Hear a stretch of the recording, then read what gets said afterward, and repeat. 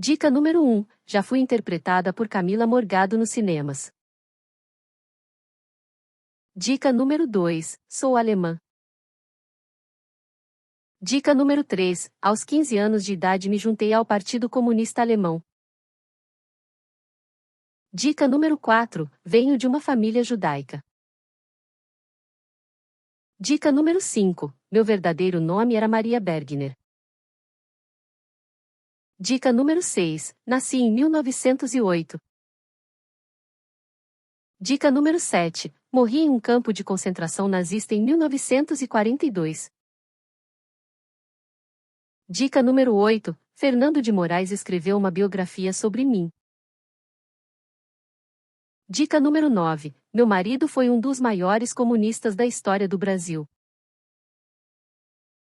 Dica número 10. Fui enviada ao Brasil pelo Cominter. Dica número 11. Fui treinada na União Soviética. Dica número 12. Eu era resistente à tortura.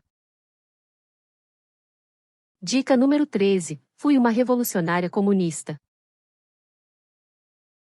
Dica número 14. William Vac escreveu sobre mim no seu livro, Camaradas.